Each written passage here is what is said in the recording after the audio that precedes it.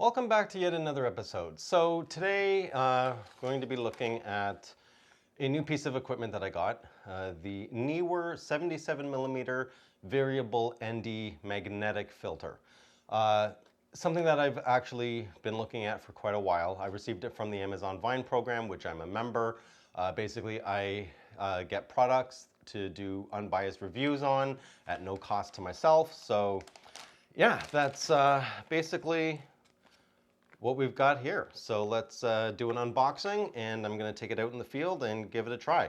Generally speaking, the ND filters that I have used, they've always been one set strength. So whether it's an ND6, 4, 8, 10, there's no variable element on it. So I'm really looking forward to testing out this new Neewer filter, seeing as it is, one, it's magnetic, so I can just take it off the lens, snap it on the lens, and I can also adjust the strength of the ND filter itself. And we'll just see what the quality is, whether or not it produces color cast, because that's another issue. I've used, I can't remember offhand, Tiffin, that was it. I used a Tiffin filter, it was an ND10. It turned everything purple. I tried a B and W filter, and that one turned everything a really deep blue, at an ND10.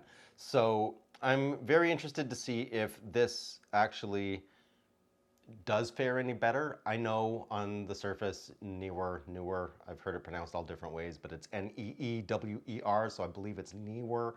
I know that, because it's Neewer, it's not one of the top brands like Hoya or anything like that.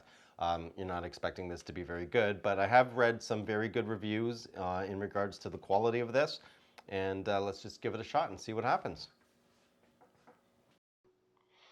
Okay, so here is the magnetic ND2-ND32 filter, 77 millimeters.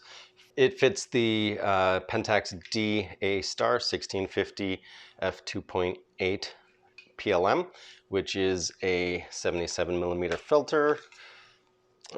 It's just written here on the bottom, right on the bottom there, 77. So this will fit perfectly with that. Let's just crack this open. These industrial strength plastic things. See if I can get this open with my finger instead of having to use scissors. There we go. All right. Unboxings are fun, aren't they? Yeah, these are great. All right, so here is the packaging. It's nice packaging, good quality. It's like a nice texture on it. And there's the image of the magnetic attachment, and then the filter. Let's open her up. Of course, you get the always showing up with the package cleaning cloth, which in this case actually makes sense because it is a filter, so you are going to want to clean it. Okay, it's got a nice plastic holder. Nice plastic holder. Open her up, and there's no instructions, but it does have cutouts. This is nice for your fingers so that you don't touch the actual element at all. And as you can see here, so you would just twist the filter like so, and it actually locks.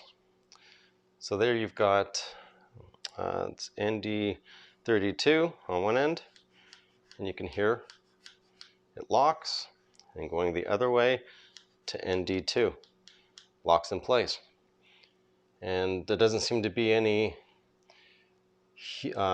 X shift, which is another issue that I've noticed people mentioning, is using these, there seems to be an element of an X showing up when you get to the extreme edges of the ND filter. So let's just mount this on here.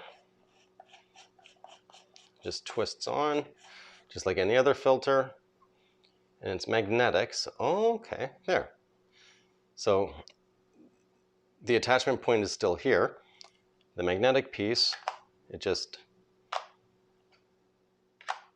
That's it. So you can use it, don't need it, put it on, don't need it. Perfect.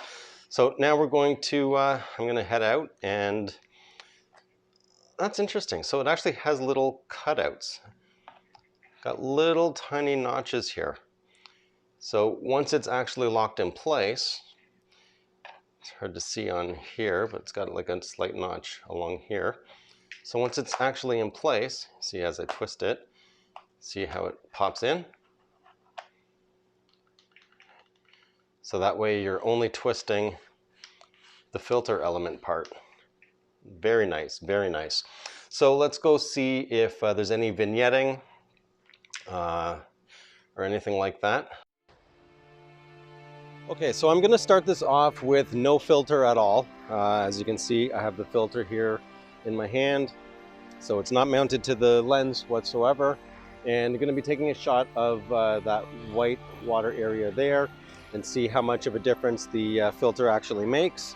So let's just get started here.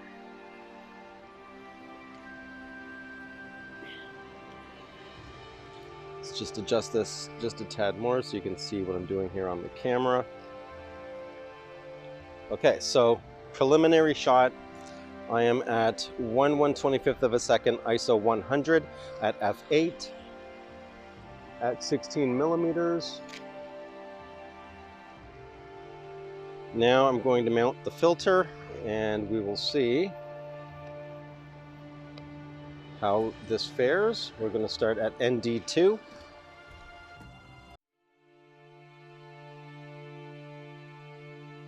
Okay, so at 1 notch, we are now at 1/40th of a second, f8 ISO 100. And we'll go one more. And we are now at 1/20th of a second. One more. We are now at 1/10th of a second, actually 1/8th of a second.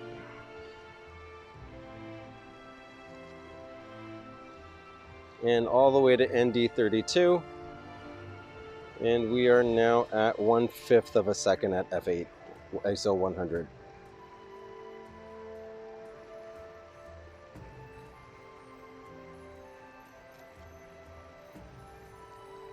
And I don't see any vignetting. Doesn't seem to be much color cast, but we'll see once we bring these into post. Now I'm going to go to 50 millimeters. And we'll go starting from ND32 and work our way back. So the light's starting to change a little bit, but I think we're still good at 1/5 of a second.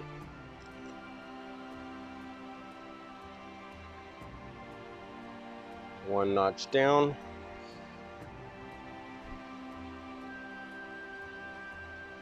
And we're at 1/10 again.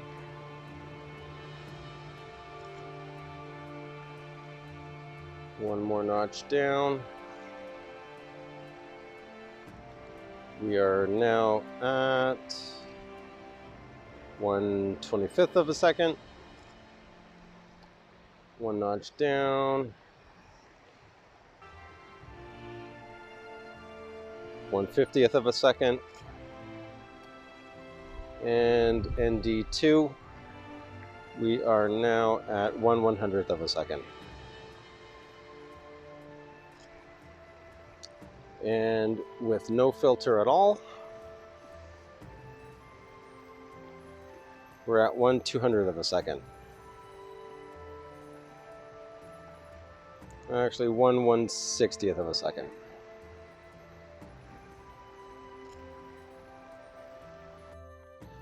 One thing to note, if you have the lens hood reversed, you will need to actually pull the filter itself off and then reverse the hood, because there just isn't enough space to get the hood off with the filter in place. So you just need to pull this off, reverse the hood, and then snap that back on. And here it is with the filter in place and the hood in the correct orientation. And you'll notice here as well, this cutout here that PENTAX provides, which is fantastic, allows you to actually turn the filter ring. So let's show you that. That allows you to turn the filter to get all the variable